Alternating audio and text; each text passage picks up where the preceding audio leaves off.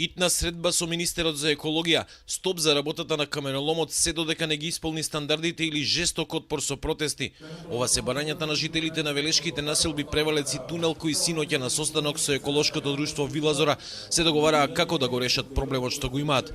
Велат дека поради прашината која се крева од оваа фабрика и силните детонации, животот во нивните населби станал неподнослив. Нормално ако има законски регулативи 500 кг или јас не сум сигурен дали е тој точен податок, од разговори со луѓето кажуваат дека они ставаат 2 до 2,5 тона на едно минирање.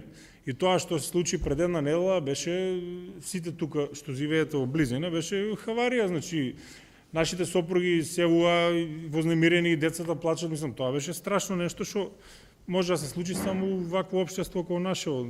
Бевме еден месец последователно најзагаден град во цела Македонија. Имаме еден скриншот кај што се гледа 911 загадувања во Велес.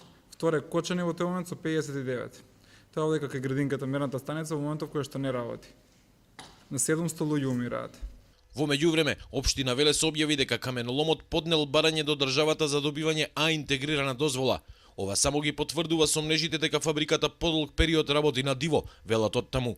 Сепак, поради досегашната инертност, жителите се сомневаат и во државните институции. Ако тројца рибари отидат и фрлат карбид во Вардар, ќе затворат, утре оти фрлеле риба отепале, 5 риби истепале и ќе ги затворат. Овие ќе орушија пола град, никој ништо, никој не знае. Како може да не знае?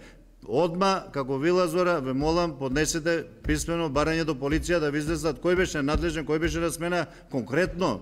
Зошто не го извести градот со таква детонација? Министерството за екологија од Скопје вика и ние ништо не можеме, сем тоа да праќаме инспектори, нели да контролираат. А што ќе контролираат кога они немаат никакви стандарди за контролирање?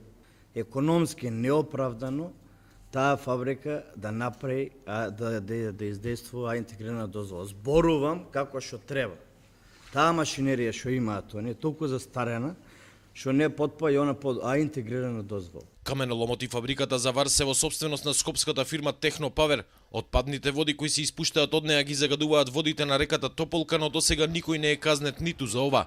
Од Технопавер постојано негираат дека работат незаконски.